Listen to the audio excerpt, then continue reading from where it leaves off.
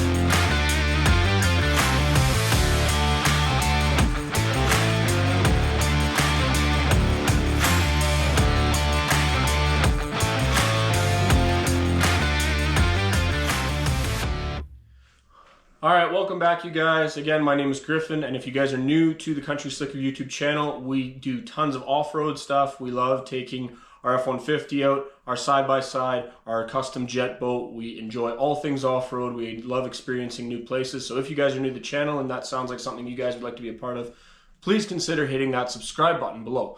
But enough of the introduction. Let's talk a little bit about the F-150 Tremor and what we use it for, as well as the 6 things that I dislike the most about it. So a little bit of background on the truck. Ours is a 2023 F-150 Tremor package 401A, so that is a little bit of a lower package. Uses: we off-road this truck on a frequent basis. We do lots of exploratory overlanding and off-roading with the truck. We do not do a lot of mud, but we definitely have taken it through its fair share of slop on the trail. We use this as a daily driver, so I use it to shuttle my wife and I around to daily appointments, going to the gym, taking the dog to the park, and doing our road trips to and from either BC or Saskatchewan or wherever we're going.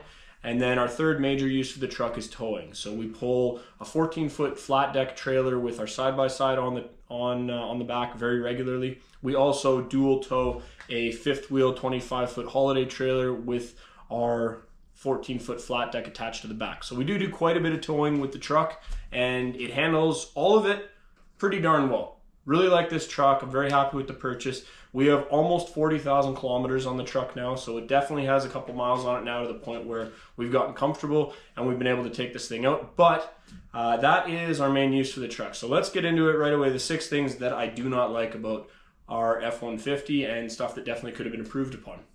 Alright, so the first thing that I cannot stand about this truck is how hard it is to do oil changes on it. So when you crawl underneath, if you're doing your own oil changes like I am, if you go underneath our Tremor, we have a skid plate package. And you can see here in this video, obviously ours is beat up. We've definitely hit a couple things with it. We've skidded over some rocks. We've gone over some logs that are on the trail. But the skid plate itself has held up very well. It's protected our truck underbelly from damage, and it's done a really good job for what its intended purpose is. Now, where I have a big issue with this truck is when you're doing oil changes on it, you remove these 4 bolts here and you pull the skid plate down. Once you want to get to your oil filter, to reach up into the underside of the motor and grab that oil filter is an absolute pain in the ass. It is really difficult to get to. It's a very uncomfortable setup whenever you're underneath it, whether you're standing in a bay or with a lift, or if you're underneath crawling around on a floor jack like I am, or a floor scooter. So it's really, really difficult to get that oil change done. Now, this is the most common maintenance that you're going to do on your F-150. They absolutely love oil changes. I don't care if you're running the EcoBoost like us or the 5-liter engine V8. you do need to be doing your oil changes often in order to keep that lifeblood clean and make sure that that engine is going to run long term for you. So when we're doing oil changes, which is about every 6,000 to 7,000 kilometers, it's really difficult to get to that oil filter. Now, some people will say, hey, if it's just because of the skid plates, you know what you signed up for. That is very true. However, there is no reason they couldn't have made that opening bigger. It would have taken very, very little to adjust your specs and make a bigger surface area that when you pull that skid plate cutout down, you have more access to reach up and gain access. So there's no reason they couldn't have done that. I don't know why they didn't, but it is something that every 7,000 kilometers, I curse this truck for it because it is so much work. I always have to use a filter wrench or a pair of long-handled vice grips to get up in there and get my hands on it to loosen it off enough. And then once I do, it does come down easily enough, although it does make a mess everywhere. How would you improve this? I don't ever like to offer criticism without a solution. It is very, very simple to design an oil pickup to go on top. Back when I ran a Jeep Wrangler, it is the easiest vehicle to do an oil change in the world because the filter, you don't even have to get underneath the truck. It's up top in the engine bay. You use an extension, pull your cap off, pull your filter out, and slap a new one in place. It's very, very simple. It makes it almost exciting to do an oil change. It's so easy. So I really wish that Ford had put a little bit more effort in when they were designing their EcoBoost motors, or if they had done a little bit of R&R and research and realized a few years in, hey, we could have made this easier. It would have been very easy to relocate that filter housing up higher or do something. I don't know. I'm sure the engineering team could run with it and change something, but that's my first big gripe about the F-150 Tremor. So, second issue that I have with the F-150 Tremor is during towing, we have very, very soft springs in the rear of the truck. So again, that is it is a function of the fact that we have an off-road oriented truck. There's some softer springs, some softer suspension on there, and it is meant so that when you're crawling through the bush, or you're running fire roads or overland trails, you get a little bit more cushion and it doesn't beat up the truck so much as well as the driver. So it is a form of the Tremor package. If you went with a regular XLT, I'm not sure how much better or worse it would be, but when we have our fifth wheel trailer hooked up and we are going over bumps, you get lots of that porpoising feeling. So I 100% attribute that to the softer shocks in the rear. It is something to be aware of when you're buying a Tremor. So if you're thinking about buying the Tremor and doing a ton of towing only, no off-roading or just a lot of towing with very little daily driving, I don't know if the Tremor package is the one for you, for the simple fact that those rear shocks being so soft creates a lot of bouncing in that rear end. When you do look at any of the F-150 Tremors as opposed to a regular F-150 without the Tremor package, there's quite a rake on it. The reason for that is that whenever they put the lifting blocks in, it elevated the rear of the truck. Now when I drop my fifth wheel trailer onto here, my truck sinks and it's almost perfectly level. It's actually a very nice stance as far as just regular towing goes. So that is something that you will see in the Tremors that, again, they tried to account for it with those lifting blocks and to get you a little bit of height for off-roading, but it is not something that makes the truck perfect to tow with. So keep that in mind, you guys. Obviously, again, it's a form of function. At the end of the day, the truck is oriented towards off-road trails. It is not set up to be the best tow pig in the world. That's why you would buy either a regular XLT or even go up to a 250 or a 350 package. But it is one thing that bugs me. For sure, when we're loaded down and we're at our max payload, I really notice that over the bumps. You get a lot of that jumping around in the back end, and it's something that makes both myself and my wife nervous. So, food for thought. Third big thing that I hate about our F-150, and I am not the only one. This is not actually specific to the Tremor so much as all F-150s with the new transmission. The 10R80 transmission that comes in these things, it was a co-development between GM and Ford, although they have slightly different tweaks from the factory as well as different tuning and programming. The 10R80 10-speed transmission in these things sucks. There's no way to put it better. It is a garbage transmission. Not so much from a reliability standpoint, but just from a daily drive. So the thing downshifts really hard. That 3rd to 1 shift or even that 5th to 3rd shift when you're decelerating is brutal. It's harsh, it's punchy, it really wakes you up. It almost makes you think that something's wrong with the truck. And then also on the upshifts, this thing likes to click through the gears and get to 9th or 10th gear right away. So even if you're only doing 70 or 80 kilometers an hour, you get up to that 9th or 10th gear and it almost feels like you have a hesitation in the truck. It feels like there's something holding you back. Now I attribute it to it trying to click into that higher gear, which I get is a programming thing and should be easily modified so that it cruises better. However, I haven't found something yet that makes it easy to do so. I've been told that if you do your Raptor tune on the truck, it's much better. I have personally noticed when you click it into tow mode, it makes it a lot smoother and I don't notice it as much, especially with the trailer behind me. So that to me tells me it's not so much an actual issue with the 10-speed transmission as much as it is the programming. So Ford engineers, if this video makes its way back to you, take a look at your programming, take a look at your tuning, see if there is something you can do about the shift points on the 10R80 transmission, because it is brutal. And I don't know anybody that runs a Chevy truck that has this issue. Again, food for thought, the transmission sucks, it's clunky, it's very, very aggressive, it bashes through the gears like crazy, unless you run it in tow mode, or you can run it in performance mode, which means it'll never click into those higher gears very quickly. So again, something I would really improve, something I don't like, something that I really wish they had come out with a fix for. I did call the service manager after I bought my truck. I had about 5,000 kilometers on it, and I had been reading online, and this was a common issue and a common complaint from new customers with Fords. I asked them if there was a way to fix it, and they said the best thing that we can do is drive it, put about 10,000 kilometers on it, and give it time to learn your driving habits. If it was still a problem, bring it back. They would reflash it, and then we could keep going again. So I haven't taken it in yet to get that flash done, but I don't think it would help. It's going to relearn exactly what it already knows, which is my driving style, and it's not going to change the tuning or the programming. So I think in the future, our fix to this will be going in and getting the Raptor tune put on. That's going to give us a little bit more power, and obviously it changes those transmission shift points. So I think in the future we'll try that for, I think it's $1,400, and we'll see if that fixes our issue, but it shouldn't be a problem on the new trucks. And I know a good buddy of mine, Jim, had an F-150, and he complained about the exact same thing to the point that he actually traded the truck in and got rid of it. Hated the truck. So it's not that the truck itself is bad, but that transmission for sure could use some work, and there should be an easy fix there if Ford cared enough about it. All right, you guys, fourth complaint on the F-150 Tremor package. When you go to a Tremor, you get a set of 18-inch wheels with all-terrain tires. It's a fit and finish that's meant to downgrade you from a 20-inch rim and get you into something that's going to perform a little bit better off-road and be able to handle a little bit more aggressive tire. You also get a little bit bigger tire. You get a 33-inch tire as opposed to a standard 32 or 31-inch, I believe it is. So the problem that I have, quite simply, is the rim that they give you. On an 18-inch rim that's 7 inches wide, the problem is that you really cut your options in half, if not in 2/3, in terms of tire options. So we have 40,000 K on these tires. It's going to be time to change them out soon, so I've started to do my research and figure out what I'm going to upgrade into.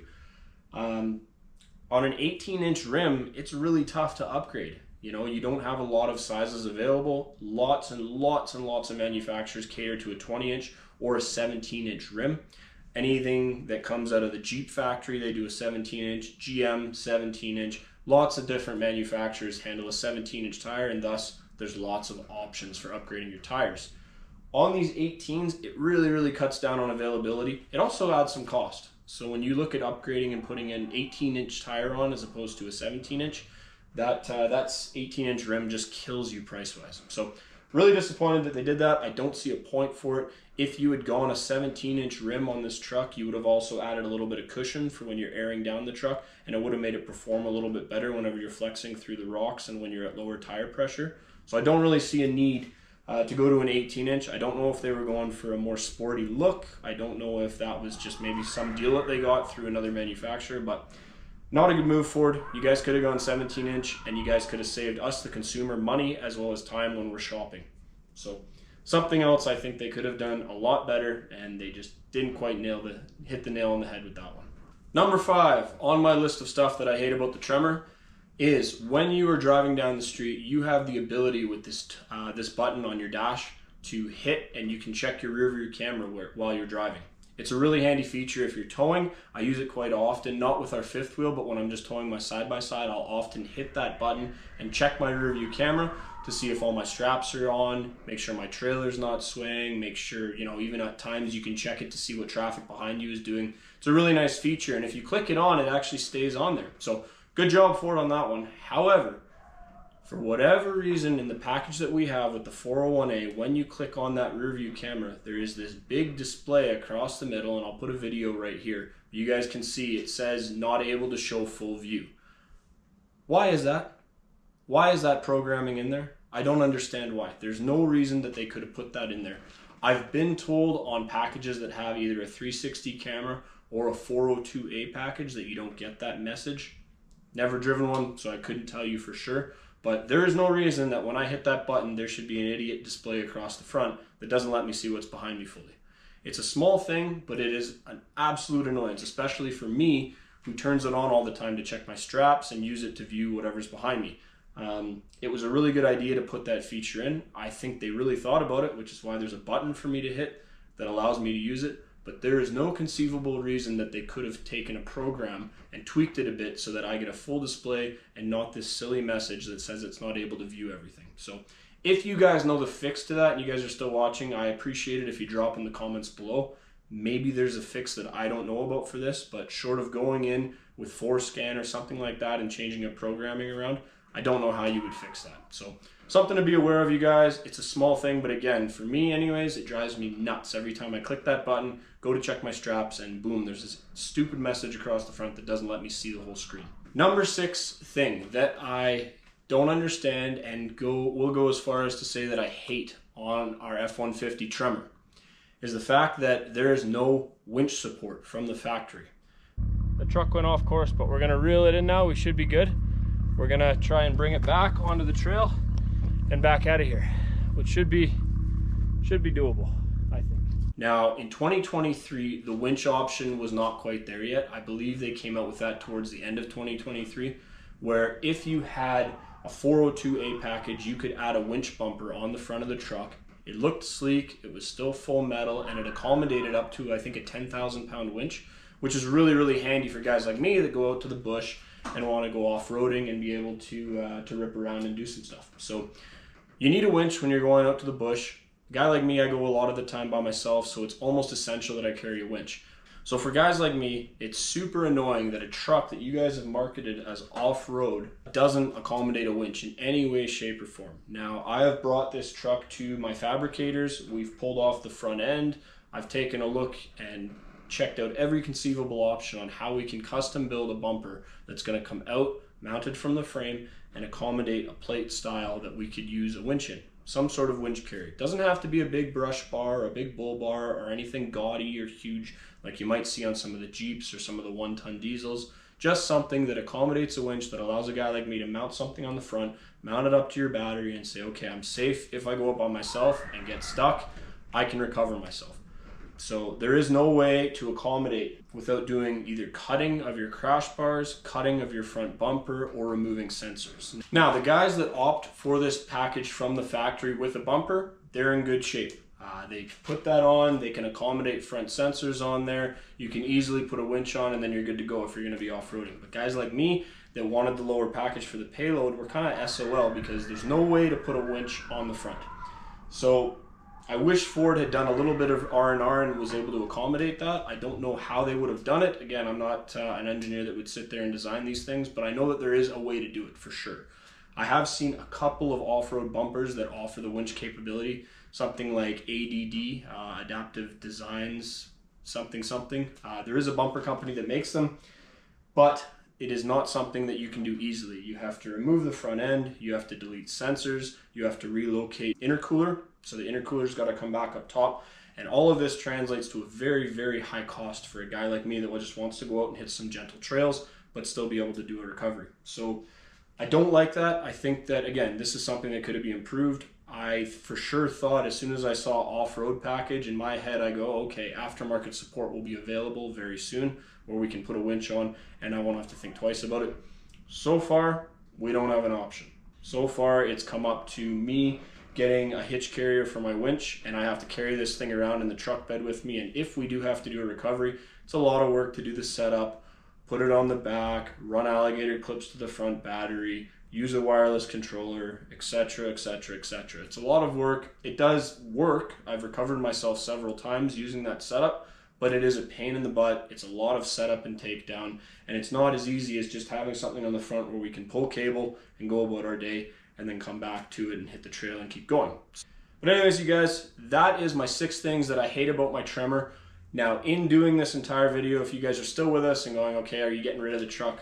No, not a chance. Love the truck. We pull 10,000 pounds with this thing all day and it handles it. We go and hit trails with this and it's very capable, especially having that torsion front diff.